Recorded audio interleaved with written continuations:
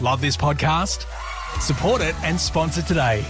Simply head to AuscastNetwork.com for details. Auscast.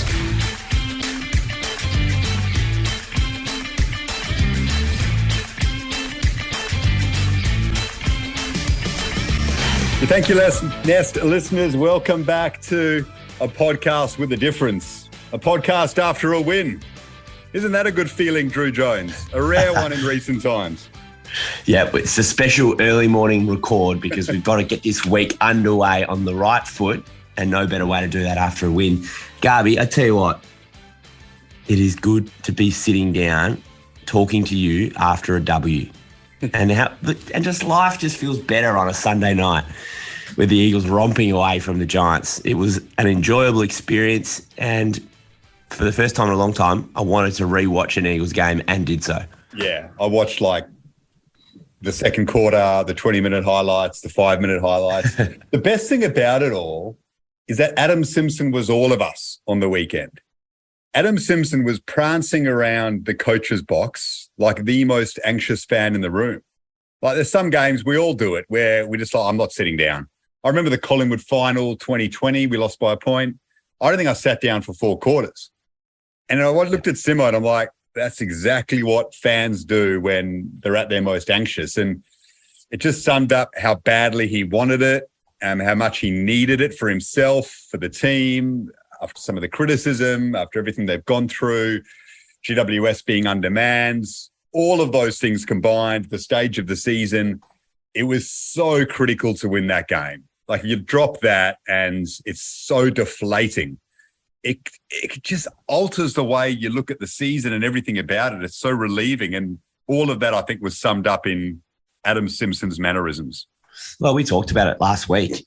The tough run coming up, the disappointment of the first up performance after there had been a lot of positive noises coming out of the Eagles over the preseason, talk about playing a different way and being a lot fitter and being a new era. And Adam Simpson said that in a press conference in the lead up to round 1. So there was some expectation attached to it. And the fact that we were taking on North Melbourne, who finished last season, obviously we were really let down by not only the result, but also the elements of the performance. But almost doesn't look as bad now. They've beaten Freo in Perth. North Melbourne are a competent football team. But for me, it was the manner of the performance. So Adam Simpson's talked a lot about, at the contest, winning clearance, just winning the ball, how much of a difference that makes to the entirety of the new game style and the way that we play. And the game just looked completely different right from the start because we were at least halving, if not getting the better of the contested ball with the Giants. And Tim Kelly was just massive. Yeah. And you called for a big performance from TK. And didn't he deliver? He was busy early, but winning the hard ball. And that was really great to see. And, I think it's a good place to start with Timmy. Yeah, well, he set the tone and he had the look in his eye early on. When he kicked that first goal, he was just so pumped and he went, all right, he knows that he needs to have a big game, not just for himself, but because of the issues with the Giants. I mean, we spoke about it. No Whitfield, no Kelly, no Perryman. We had to work them over inside. Kelly had to step up. Shuey needed a big game. I loved a couple of the matchups from the coach. How good is it as a fan when you've got these ideas of matchups in your head and the coaching staff does them? Not that you know more, of course not, but we didn't have any control, right? We have no control as supporters. So when you see something that you think should be done a certain way and the coaches do it, you love it. Like Shannon Hearn on Toby Green. As soon as we saw that lineup, we're like, Toby Green played really well, but he went, all right, that's the perfect matchup. Yes, they've got it. Loved Ruben Jimby on Tom Green. Yeah, loved it. Just so smart because Jimby was really important for us. He needed to win ball, but you're asking a lot of him in his second game. So just tell him to line up on the Giants' best inside ball winner, which gives you a chance of being near the ball all the time, but helps you learn early in your career about winning those contests in tough clinches in a big AFL contest. And Ruben was really good, and Shuey and Kelly just stepped up early on. And Cornelio started well, but I don't think he was that impactful as the game went on, and Callan Ward was anonymous at times, and Tom Green, I didn't really notice him. So they did step up, and it was Tim Kelly who set that tone, and you could see in his eye that he took it upon himself to do so early, and just loved that from him. Yeah, so 32 disposals for Kelly, and I think he had almost 20 at halftime. 12 of those contested, second most of the game behind Cogs. 9 score involvements, that's the Kelly that we saw at Geelong, who's so damaging forward of centre. I thought his disposal was better, and then obviously he was tough inside when we needed him. Actually roving taps off Williams, which we haven't seen a lot of connection with Williams with the midfielders, but we saw a little bit of it on Sunday. Ruben Jimmy's the leading tackler in the AFL right now, and Tom Green was an absolute beast in round 1 for GWS. So for him to be able to collar Green, I didn't feel like he had as big an impact on the contest as he did against the Crows. That was pretty big for us. 27 disposals for Green, but it's a bit like when players can have 30 possessions and not be completely dominant in the game, and I didn't think Green was. So, and what a luxury and what an opportunity Jimby's size and the way that he plays offers West Coast. Like, Jimby could play on Cripps. Like, he could play on Clayton Oliver.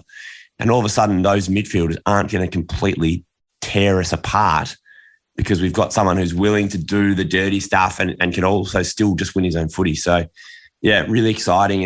And Garby, Simo talked after the game in the press conference, or he was asked by one of the journos about, you got some run out of Jermaine Jones, is that what's been missing in recent times? And he was like, no, it's contested ball. It's winning the contest. Yeah. And everything flows on from that. And wasn't it, particularly in the second quarter, but throughout a lot of the game, we just looked like a completely different team when you had the ball in your hands first and the game on your terms. Like, all of a sudden, Sam Petrevski-Seton has played probably the second best game of his AFL career, certainly the best at West Coast. He looked so lively. You called for him to come in. He obviously played well in the waffle, but he executed his role, the high half forward role, which is the hardest one to play basically in the whole side. He looked great. Jones bouncing off half back when we were feeding him the ball at every opportunity, but that's because we were winning the ball, getting to space, and then using that handball.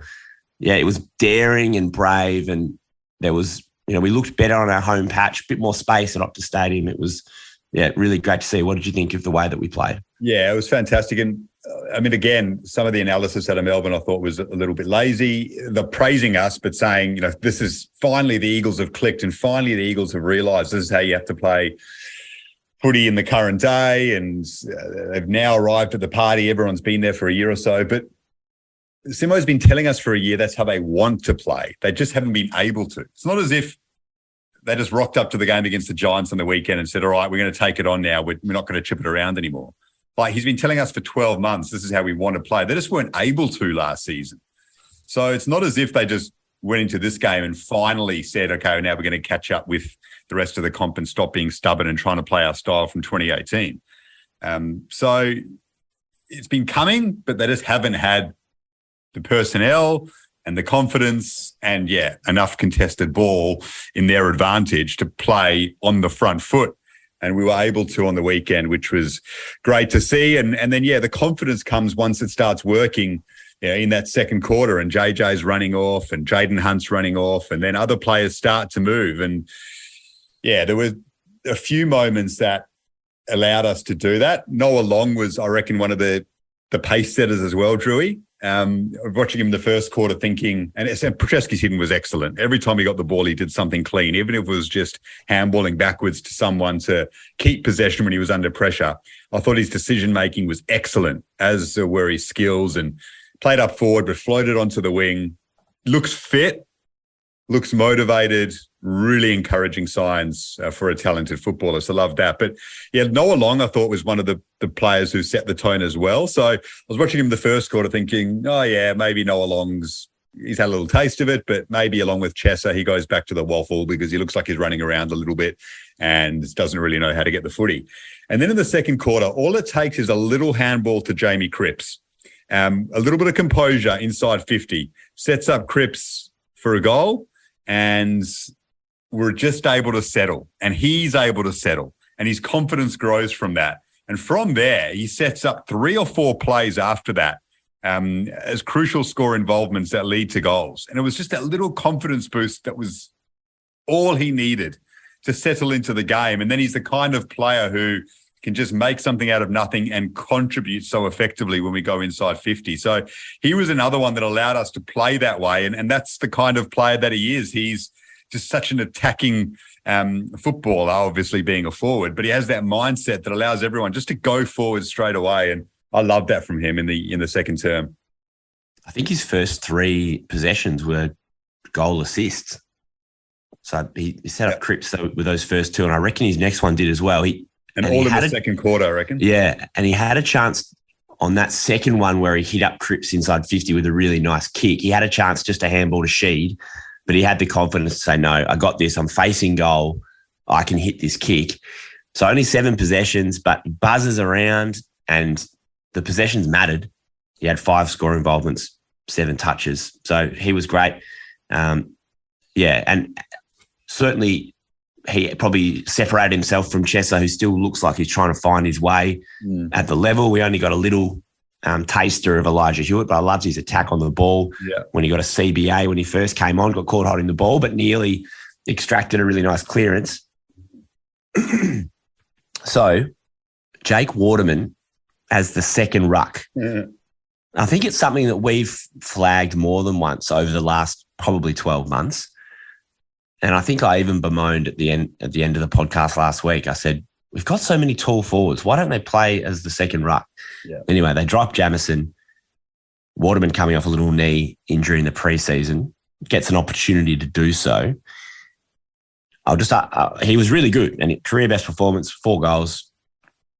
Is this horses for courses because of Riccardi and Himmelberg sort of being the backup, do you think? Or is this something we could see more often? No, I think we can see it more often because we just might not have a choice and they're just going to have to go that way. But yeah, it definitely played a part. Like Riccardi's really struggling for GWS. I thought he was poor on the weekend and in the week before. Like, I don't think he'll play this week. And so it afforded us that opportunity. But then when you're playing against Fremantle this week, and they've got, even though Jackson's really struggling up forward, like he's still a recognised ruckman and Darcy can be dominant, they might go a different way. But then they might just say, well, Jamison's hardly, Polly Farmer at the moment. He's still learning his craft as well. We might as well just play Waterman and we've got the forward option, and hopefully he can just halve a few contests and then compete when the ball hits the turf and we go from there. The interesting aspect of it, Drew, will be when Natanui comes back, because Nick Nat's going to struggle to play 75% of game time early on. Bailey Williams can probably do it right now. So Bailey can probably run around and play 75% and give us a go. And I like his game on the weekend. I think some fans are too harsh on Bailey Williams. I know he doesn't have the highest ceiling as a footballer, but he's still learning. And more often than not, he competes really well. And I thought he did that on the weekend against a pretty solid ruckman in Flynn. But when Nick Nat comes back, he's not going to be able to play 75% of game time. So you're going to have to play Bailey Williams alongside him, and then it changes. And then you're probably going to have to use your sub, aren't you? So you start that way, and then maybe you sub, say, Bailey Williams out, and then you say to Jake Waterman, now you go be second ruck for a quarter and a half, depending on how the game's going. I think that's how we might have to play it. But for now, it makes complete sense to have Jake the Snake as number 2. Yeah, and he was really impressive. He feels like a bit of a barometer for us. I think when Jake Waterman's playing well, we normally win. So, that was promising. I mean, he's played his fair share of good games at Optus Stadium. It'd be good to see him perform in a big game and a couple of big away days. But, it's fascinating, the setup going forward, isn't it? Because I reckon when they sit down at match committee this week, Garby, they'll say, geez, it was great that Williams competed really hard against Matty Flynn, who's not a bad ruckman. And just on Williams, you talked about how he's sort of a bit maligned. If he could just get rid of those drop marks out of his game, would make me feel a bit better. But yeah, you got to accept him for what he is. He's going to fight really hard. He's tough. He's going to compete all day in the ruck. He's not, he's not Nick Nat. He's not Dean Cox. So when Nick Nat Nui, when they now consider this week, right? They've got Jackson and Darcy. So you've got a genuine ruckman in there 100% of the time for Freo. And we've just come off a game where we were able to get some semblance of control in clearance and in contested ball. We're going to potentially lose that if it's Waterman v Jackson or Waterman v Darcy. Do you think Simo and everyone will say, geez, it'd be great if we could just match them genuine ruck v genuine ruck the whole time and then back our midfielders to get the job done? But then you take the risk with one less runner. How do you think it falls? Just gut feel. Yeah, I think they just ask Jake to do the job again and just ask everyone to just read it better off hands if you like. And, Jackson's struggling with confidence at the moment anyway. So it's not like he's dominating games, even though he's struggling more up forward. So, I think that's probably how they'll go again. And because I don't see too many changes this week. Chesser, I reckon, goes out, get some confidence back in the waffle and get your mojo going. Someone comes in for him. But I don't see too many changes outside of that. So I think it'd probably stay pretty much the same in terms of that tactic. Up forwards, so impressive. Liam Ryan, brilliant start to the season. 11 score involvements for him on the weekend. Jamie Cripps, let's talk a bit about him because he's just such an underrated AFL footballer. 3 massive goals, changes the game, or goes a long way to doing so, along with Jermaine Jones of halfback in the second quarter and some others. And with 3 goals in that second term, 9 score involvements for him. Do we give him enough credit as an all-round West Coast Eagles player? He's so understated, doesn't speak a lot, but he's been there for so long now. I thought he had a really good season last year and won a few, and he was fantastic on the weekend. One of our few players that's been able to maintain a decent level of consistency and performance, even though we've only won 5 games in the last 33. So I take my hat off to him for his consistency. I just reckon he like Simo would love him because he's the ultimate pro. His worst game is never that bad, and he has a higher ceiling. He can deliver on the big stage and in clutch moments. Great shot for goal, works hard, tackles. He ticks every box for that role. There's not too many guys over the last 6 to 8 years who have been more consistent as a medium to small forward in the AFL. Yeah. So, doesn't miss with injury, really. We pick him every week. And I reckon he might have had, at some point whilst we've been potting, I think he's had a downturn in form for a few weeks, and we've talked about him and where he is, and is he the best long-term option in the team. But he's one of the first picked, I reckon. For sure. Did you think we looked a bit quicker? I know when you win the ball, you do, but Jaden Hunt, he kicked that goal and he ran basically a 200-metre wind sprint from the other end of the ground and just kept going. He ends up kicking a goal on the goal line. But we haven't had that for a while, have we? A wingman willing to do that? No. Well, you have Kelly at his best, Jones off halfback, Sheed's looking a lot better. I thought he had a good game, Dom Sheed. A really good game. The kind of game we just needed him to have, just step up, link things up. Gaffey was a lot better. So here's the thing on Andrew Gaff. Now, we know he's been struggling and he's deserved the criticism. He looks a little bit fitter, which is great. Gaffey can play that role that he did on the weekend and be a contributor when there is pace around him, Drew. So when you've got everyone doing, because his legs have gone, he doesn't have the pace anymore. But what he does have is a lot of footy smarts and a pretty good kick still. There were 3 or 4 kicks where he hit up teammates at crucial times in the game, and then he can also slow things down and picks the right option and knows when to help us control the ball. But he's effective when he's got Hunt and Jones and Petrevski-Seton and Jinby running around and Liam Ryan buzzing about and all these different players, Liam Duggan and Tommy Cole running off halfback as well. Noah Long in the forward line creating things. When there's pace around him, he can play like the veteran number 6 in a soccer team, right? Like a Zavi sitting back and just dictating play. And he doesn't have to worry about running everywhere, but he can just use his smarts and his ball skills. When we don't have the pace and when the game's against us, that's when he gets exposed horribly. And you think, how is Andrew Gaff in this team? Because he just gets overrun. But I think he's going to be an effective player still when we've got the game a little bit more in our terms and we've got those fresh legs running down the football field, and he can just pick his moments to sit, if you like, and just distribute for us and be smart with his movement. Yeah, it's really interesting, isn't it? I noticed he was he attended a few set of bounces.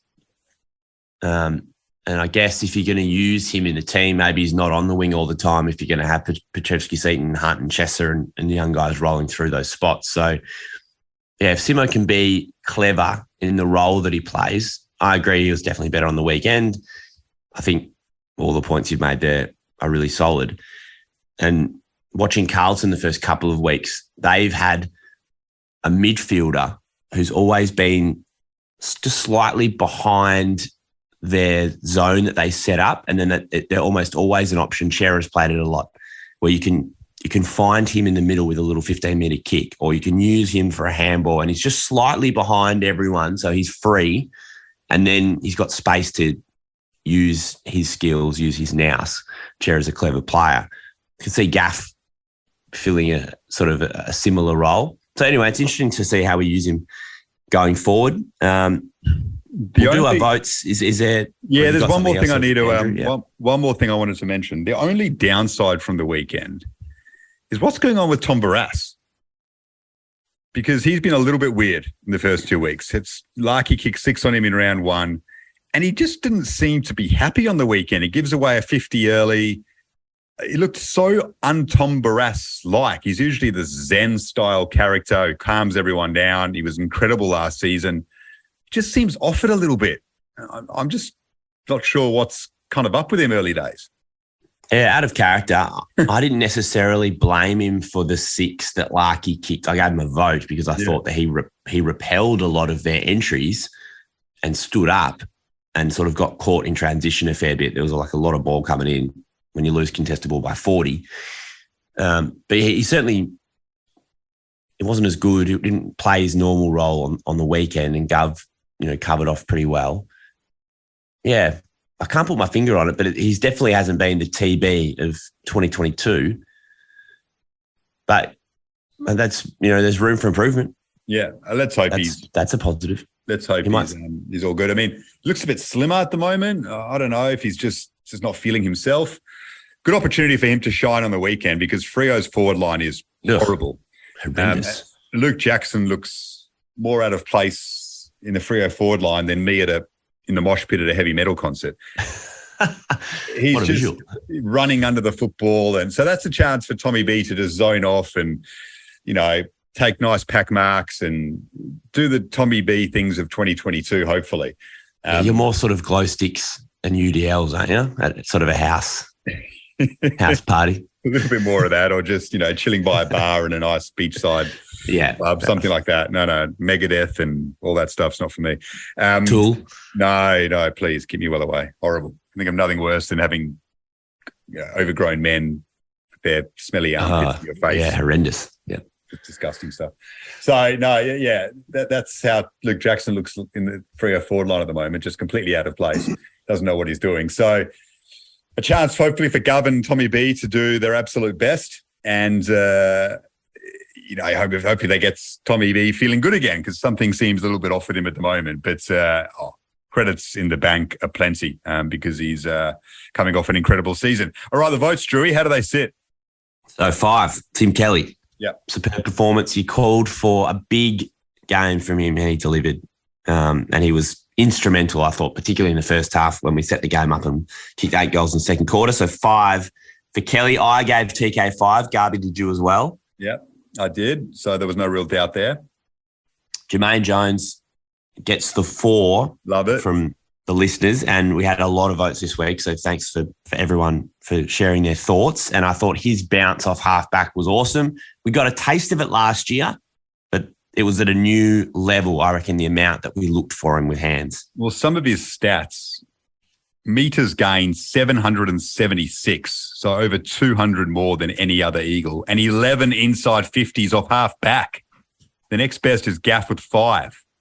So those are some glowing stats for Jermaine Jones, and don't put him in the forward line. I know we had a lot of half backs and Junior Rioli was gone, but he's just wasted there. He was brilliant off half back last season. He's got to play there all the time. So, yeah, what a game. And I reckon it tells a really good story. When 11 inside 50s for a half back, it means that he's not getting handball receives, in defensive 50. Yep. Or on the defensive side of the wing. It means we've got good field position using those hands further up the ground, that's a great sign for us. So JJ gets the 4. Waterman, deservedly 4 goals and a good all-round performance, gets 3. He Probably got my 3 as up well. now. Yep. Yeah, and then there was a lot of variance in the 1s and 2s. So I'll give you some honourable mentions. Yep. Before I give you the 2 and the 1. So Jaden Hunt. Yep. Got lots of 1s and a couple of 2s, and I thought he was really good. Looked a lot better than round 1, so I'm feeling good about him. And I love the headband. Yeah. Gov got votes. Sam Petrisky-Seaton got 5 different people gave him anywhere between 3 and 1. Yep. Jimby got votes. Williams got votes. Shuey got votes. Sheed got votes. Duggan got votes. Probably, I think, purely just for that amazing hip and shoulder on Jacob Boyer. The 2 is for Jamie Cripps, and deservedly so. I gave him 2. So did you. And then 1 vote, Liam Ryan. Oh, well, my 5-1 matches up exactly as they worked out in the end. I'll take that. Yeah. You're in perfect harmony with the Nest listeners. Isn't that a good feeling in round 2?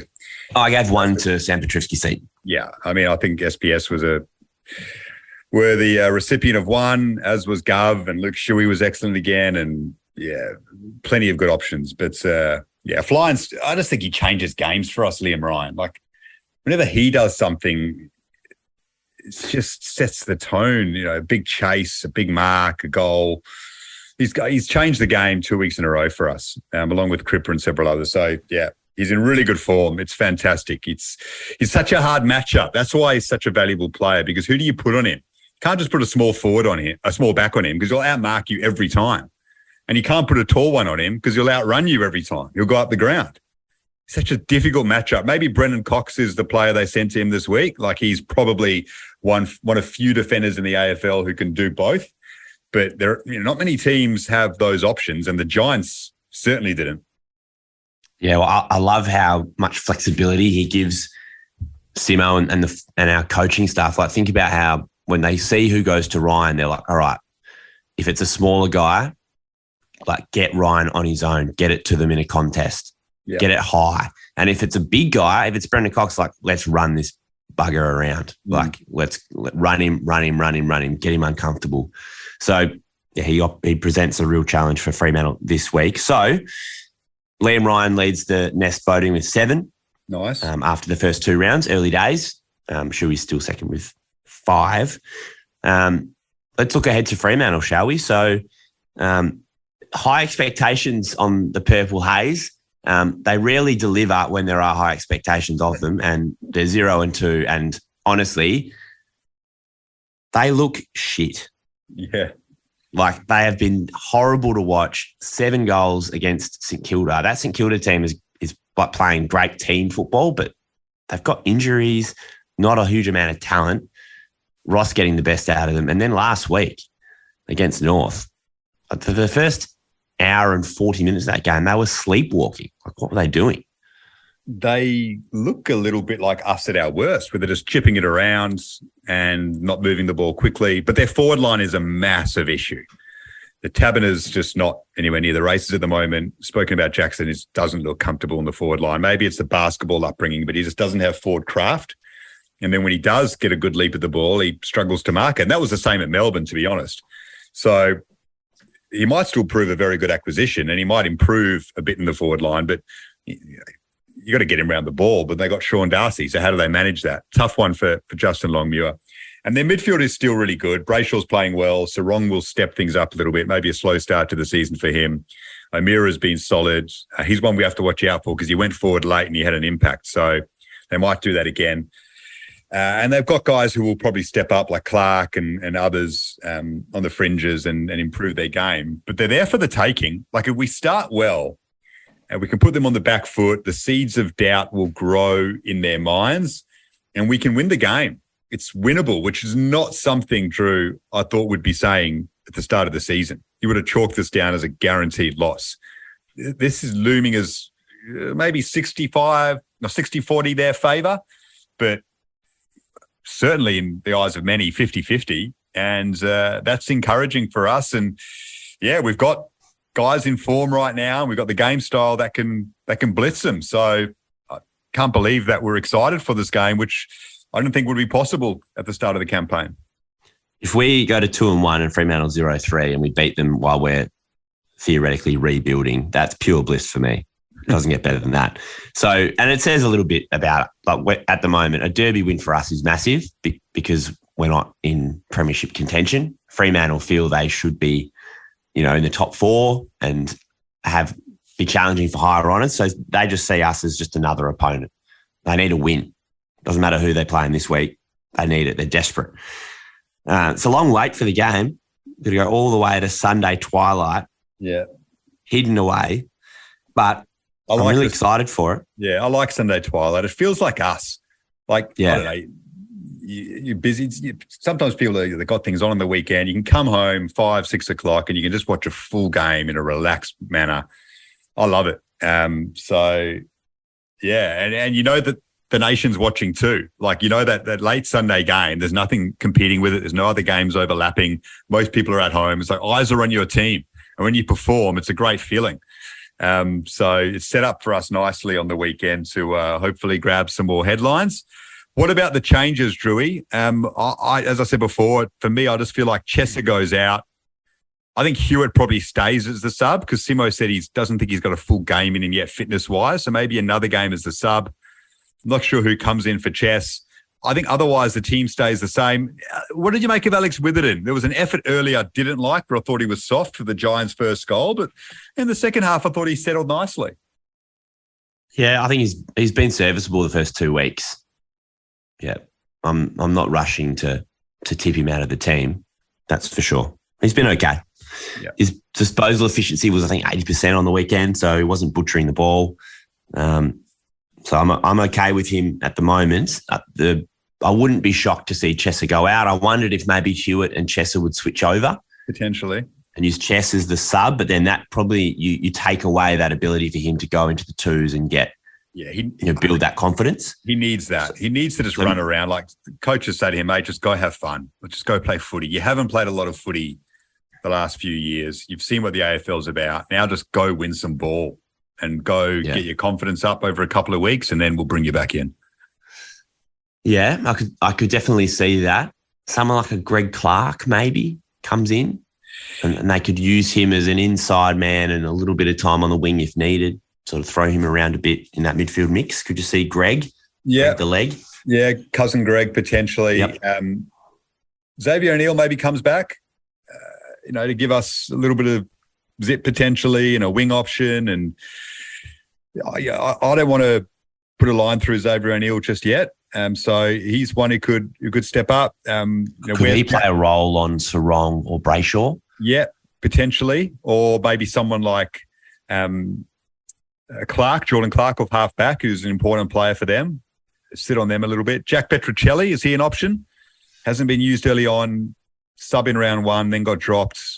Maybe he comes back into the reckoning. I don't think there are too many options outside of those guys. Doesn't sound like anyone's having a massive impact. Connor West as a smoky, Drewy. Maybe it's Connor West time. Yeah, I don't mind activating C West. I could see him playing a role as well. Yeah. I just think if they're going to allow Sarong, Brayshaw, O'Meara to get off the leash, and that's a mistake. I think Sarong got tagged in round 1. I think Ross tagged Sarong. Well, he is the one who wins it for them all. He's the source, and Brayshaw can only do so much depending on what Sarong does in the clinches. So again, it's another one for Jinby, I think. Sit on Sarong, double his size, watch how he does things and extracts the ball, and then you're therefore naturally drawn to the ball yourself to win it. So I think that's the role for Ruben Jinby for most of the season. So did it against Tom Green. He can do it against Caleb Sarong, who's an excellent player. I like that. And then, you hope for Kelly to match it with Brayshaw. You hope for Shuey to match it with Will Brodie or O'Meara. They can certainly do that. And then on the outside, we just need to play that same game. So, I look at one change, like either Petrocelli, O'Neill, Clark or West for Chesser, and the rest of it stays the same. Jai Cully's got a shoulder injury now, Simo said, which is a shame. Like he just can't get it fit. Yoey's not going to play this week. Nick Nat's still a couple weeks away. So, yeah, it looks like it'll be pretty settled. And, yeah, I don't feel like the need to get Cully in. Like, we don't have to rush him back. I think now let's just get him right. Like, I was keen. I want to see him in the team. Let's just make sure he's ready to go when he comes back. Brady Hoff. Yeah, another one. He shouldn't be far away. We like him. So another option. Yeah. Young Luke Edwards. He's getting back towards full fitness, hopefully. Yeah, haven't heard enough about his form to know if he's ready. Doesn't feel like he's close enough. No. But keen to see him back in the team at some stage. But yeah, we seem like we're pretty settled, which is a nice feeling. Do we win the game on Sunday? I think it's going to be tight. I really do. I think we can win it. Definitely. I think their deficiencies play into our hands because Gov and Barrass can just pick things off. Now, they may go a different way and try lower the eyes and hit up O'Meara and Walters and those blokes. But again, we've got halfbacks who are looking good. Liam Duggan's playing well. Tom Cole back into the team gives us so much flexibility. Hearn's going nicely. Witherden's growing down there. I think we can match those sort of players as well. So, yeah, I think we can. I really do. And we've got forward line options and the midfield's improving. No reason why we can't win it. I think I feel 50-50 about it. How about you? I feel good. In fact, I said to someone on Sunday morning, I said, we win today against GWS and then we beat Freo next week. Maybe I was feeling overly confident, but I was pumped up by WA dominating the Shield. Perhaps they got me overconfident. But if we have or win more contested ball and clearance like last week and we can avoid the bombing down the line and Brendan Cox taking 20 marks, I think that's going to be big for us. Stay away from Ryan and Cox. Tear them apart with that same expressive ball movement, handball receives, meters gained from Jermaine Jones and the like. I think that's a recipe for success. Yeah. But if we're bombing it long to their key backs, I'll be worried about that. We want them doing that to us. We want Barrass and Gov dominating. I mean, they've done it for 10 years against Freo, swallowing up their shit kicks forward. Yeah. So that's what we want to see again. The win just gives us the ability to be calm about things. Like we don't have to rush Elliot Yeo back when he's not right. You know, we can just say, all right, guys have shown they can do the job. There's no need to rush Yoey back. Let's get him 100% fit and then we put him into the side and he dominates. Same with Nick Nat. So there's a much calmer feel about things going into the weekend.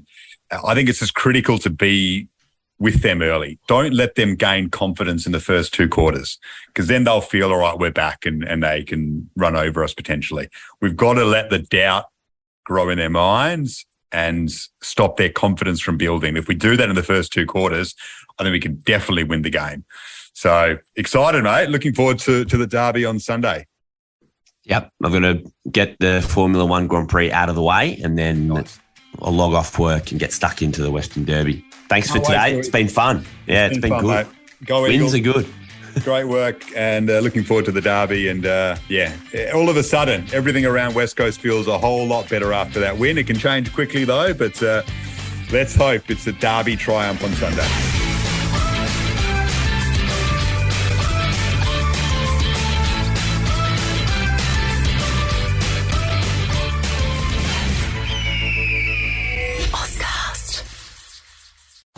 Love this podcast? Support it and sponsor today. Simply head to AuscastNetwork.com for details.